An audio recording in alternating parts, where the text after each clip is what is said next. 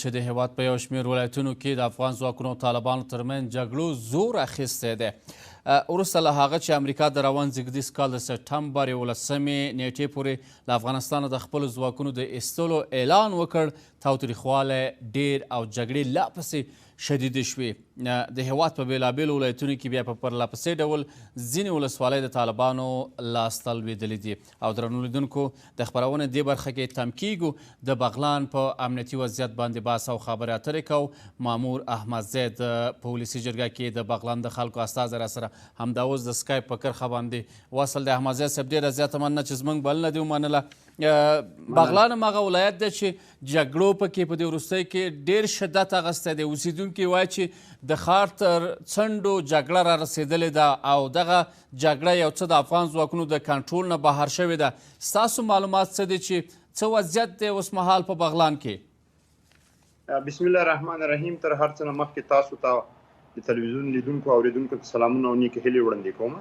لکه څه رقم چې تاسو ویلې، خو په بغلان ولایت کې متاسفانه د څو ورځو کې جګړو ډېر سخت زور اخیستی ده چې په پایله کې د بغلان ولایت څو ولسوالۍ سقوط سوې او جګړه اوس مهال د پل خمري ښار یعنې مرکز سره رسېدلې ده او د ښار په څنډو کې جګړه تر بیګا شپې ناوخته تر 12 بجو پورې جګړه په ډېره شدت سره روانه وه. بعد له 12 بجو نه جګړه نسبتا یو څه ارامه سوې ده، اما تهدیدات شته.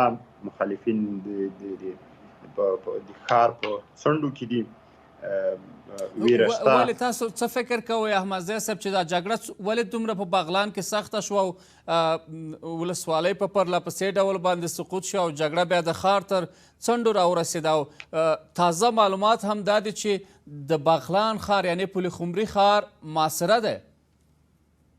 متاسفانه نه تنها بغلان بلکې د هیواد په ډیری ولایتونو کې جګړې زور اخیستی ده. پس له هغه نه چې ناټو او امریکایي ځواکونه له افغانستان نه خپل وتل پیل کړي، بعد له هغه نه جګړې زور اخیستی ده. ښه، دلته دوه بحثه دي. یو بحث دا ده چې اسلامي بحث موږ ورکوو، د اسلامي اړخ ده، او بله خوا نه سیاسي اړخ ده. که چیرې موږ اسلامي اړخ ته ځو، یو انسان چې وژل کیږي ټوله نړۍ وژل کیږي. اما که سیاسي اړخ ته راځو، نن نه مخکې په افغانستان کې 1 لک نه زیات د ناټو او امریکایي ځواکونه پراته ول چې هغه په ډېر مجهز وسایلو تیارو باندې سنبالو. اما زموږ امنیتي ځواکونه په نسبت هغه ناټو او د امریکایي ځواکونو ته مجهز نه دي. خو سیاست دا وړاندې او مخکې پکې راځي. که موږ دا وګورو، زموږ ستاسو خبره دقیقا درسته ده، سمه ده چې سیاست کې هر څه راځي، خو دلته عام خلک یې تباه کړل. د افغان ځواکونه چې د افغانستان د خلکو په استازیتوب باندې جګړه کوي، دیو تلف کړل، تلفات دیو ورکوي، جګړه دیو کوي. نو که هر ډول سیاست باید د افغانستان خلک او د افغانستان حکومت باید دې خبرې ته متوجه شي او متوجه دی.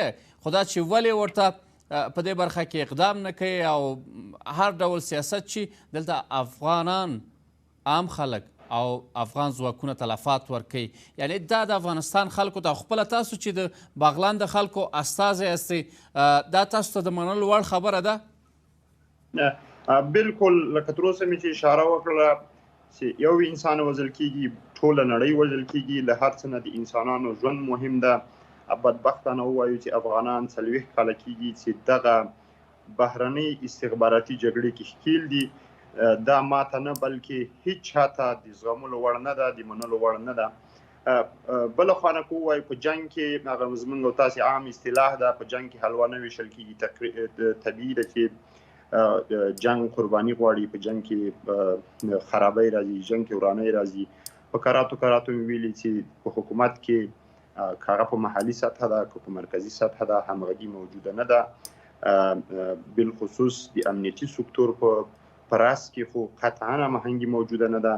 موږ تاسې د دې شاهد تر څو ورځې مخکې پورې زموږ د ملي دفاع وزارت وزیر موجود نه و، لوی درستیز دلته نه و.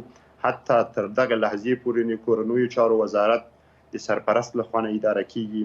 حتی د معینت ارشد چوکۍ چې ده هغه هم تر اوسه خالي ده. دا نن نه بلکې همیشه موږ په حکومت باندې غږ کړی ده، په رئیس صاحب جمهور باندې هم غږ کړی، امنیت شورا باندې هم غږ کړی ده چې سرپرستۍ ته نو د پای ټکی کېږي، ځکه سرپرستان قانوني لحاظ نه هغه صلاحیتونه نه لري څوک چې هغه منتخب وزیر صاحبان لري. نو حکومت کې ضعف شته، په امنیتي سکتور کې اوس احمدزی صاحب تاسو فکر نه کوئ چې همدا د ولسي جرګې درسته ده استثنا به پکې موجوده وي، اما همدا ولسي جرګه وه چې دغه وزیرانو ته یې رایه ورکړله، همدغه وزیران دي چې د دې جرګې نه رایه اخلي، د تایید رایه اخلي او بالاخره دیو د وزیر په توګه دنده ترسره کوي. مخکینی وزیران همداسې د سرپرستانو بېله موضوع ده چې اوس نوي کسان معرفي شوي دي، حداقل په میاشت کې خو یو سرپرست وزیر تبدیلیږي، د دې موضوع خلک شاهد دي.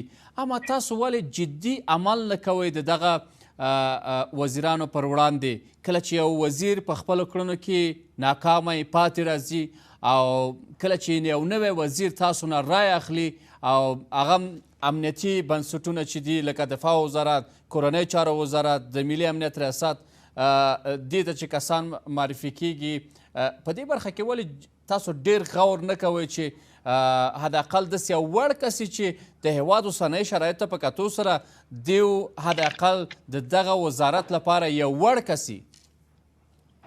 ګورئ، که موږ د هیواد سیاسي وضعیت ته وګورو او که ولسي جرګې په هغه وخت کې دغه د کابینې غړو ته رایه ورکړله، هغه رایې د وطن سیاسي حالت ته په کتو باندې رایه ورکړله او د حکومت بالخصوص د رئیس صاحب جمهور وعده همدا وه چې سرپرستۍ ته به موږ پای ټکی کېږدو. نو په همدغه اساس باندې ولسي جرګې دغه کابینې ته رایه ورکړه. اما متاسفانه هغه وعدې چې د ولسمشر لخوا نه او د حکومت لخوا نه سوي وي، هغه وعدو باندې دوی ونه درېدل او په هغه باندې عمل ونه کړ، ځکه په همدغه اساس دوی رایه ورکړه چې نوره سرپرستي باید پای ته ورسیږي.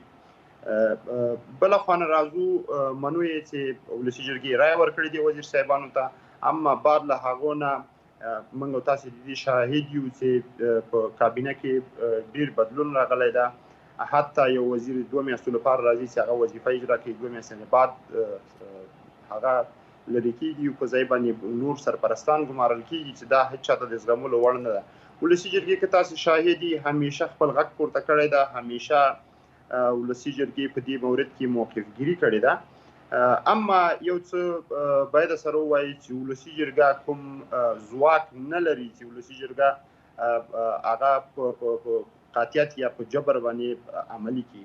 دلته هر څه په بنیاد درسته ده احمدزی صاحب، ستاسو موضوع درسته چې تاسو کوم ځواک نه لرئ، اما تاسو د دې خپل دې ځواک نه خبر استئ چې یو وزیر ته د تایید رایه ورکوئ، د دفاع وزارت ته تاسو مثلا د تایید رایه ورکوئ، لکه چې څنګه چې ښاغلی اسدالله خالد تاسو ولیدو چې په جګړه ییز وضعیت کې څه راپېښ شو. همدارنګه دغه سرپرست وزیران به راځي همدې جرګې ته تاسو نه به رایه اخلي. نو په دې برخه کې تاسو فکر نه کوئ چې کافي ځواک لرئ او ډېر لوی ځواک لرئ؟ ګورئ، ولسي جرګه بدون د شک چې په قانوني لحاظ صلاحیتونه لري، اما مهم ټکی دا ده چې قانون ته څوک درناوی وکړي.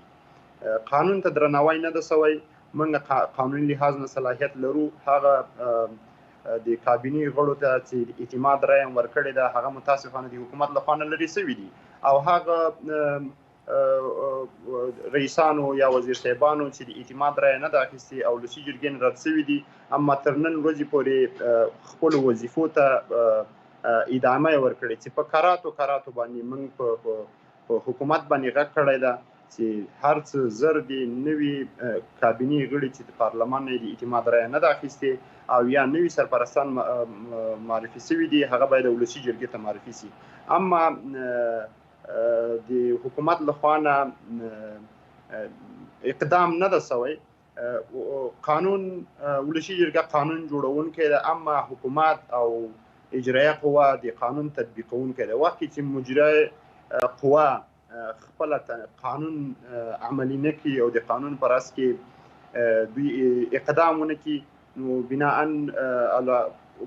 وخت زمان او تاریخ په دې باندې قضاوت کوي چې څوک ملامت دي. احمدزی صاحب که راځئ هغې نه راتېر شو دې طرف ته راشو د بغلان ته تاسو چې په ولسي جرګه کې د بغلان د خلکو استازی یاستئ تاسو ته رایه درکړې ده اوس په دې وضعیت کې چې پلخمري ښار محاصره دی جګړو شدت اخیستی دی خلک بې ځایه شوي دي خلک په بد وضعیت کې دي څه کولی شي څه مرسته کولی شي د بغلان خلکو سره؟ ګورئ موږ همیشه که پارلمان کې که په رسنیو کې که له حکومت سره د بغلان د خلکو د بغلان د ولسونو او د دغو ناخوالو په مورد کې خاموشه نه ناست غږ هم پورته کړی د خلکو ستونزې مون سره شریکې کړي دي لکه څه رقم چې مخکې د قانون په مورد کې یا د کابینې په غړو په مورد کې بحث درلوده همدغه رقم متاسفانه په دې عرصه کې حکومت توجه نه ده کړې په بغلان کې نه بلکې په ټول افغانستان کې وضعیت ورځ تر بلې په خرابېدو ده په امنیتي سکتور کې همغږي نشته هغه په کارپو یا تجربه لرونکي جنرالان یا د امنیتي سکتور په راس کې څوک په دې وطن کې کافي تجربې درلودلې هغه متاسفانه تقاعد سول او وظیفونه لرې سول داسې افراد او اشخاص وګمارل سول چې هغه مطلقاً تجربه نه لري د افغانستان په اراضي سره بلد نه دي او دې وطن ته له ټولو نه مهمه خبره ده دې وطن ته احمدزی صاحب اوس به بالاخره څه کیږي؟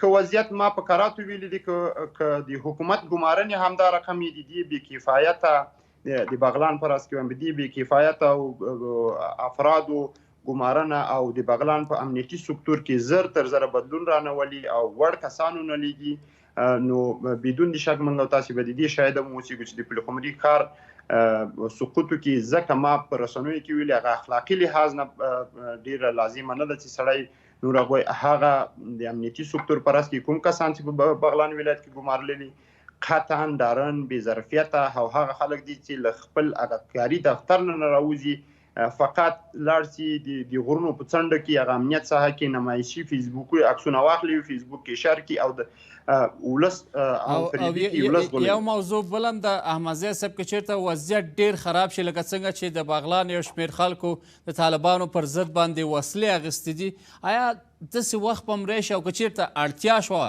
آیا تاسو به هم وسله اخلئ د طالبانو پر ضد به درېږئ؟